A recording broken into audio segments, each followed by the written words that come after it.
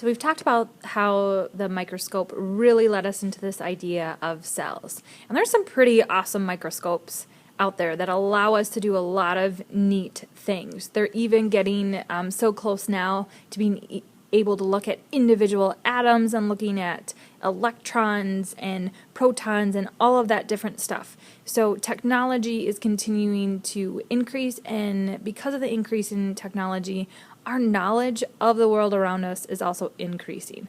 So through many different scientists and many different experiments, we've learned some basic characteristics of cells. All cells have two characteristics in common.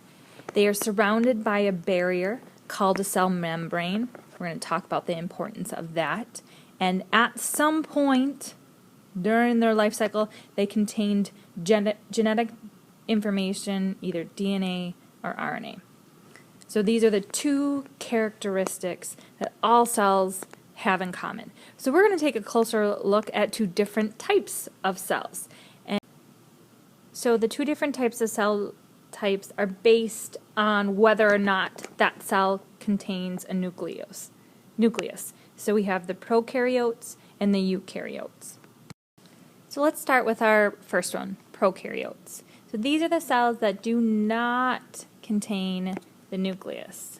So we're going to highlight that. And so these are generally smaller and simpler than the eukaryotic cells, and we're going to talk about why that is the case. These contain genetic material that is not necessarily contained in the nucleus, and they have every characteristic of living things. So they grow, reproduce, respond to their environment, and have the ability to move. So some examples of this are going to be bacteria.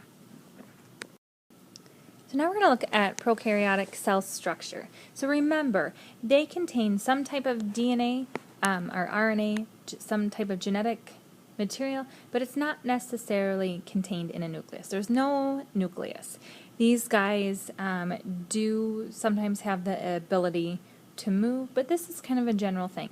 And again, we will go into the specifics behind all of these different types of things and what they mean and what they do, but this is just the really kind of bare bones introduction to the different types of cells.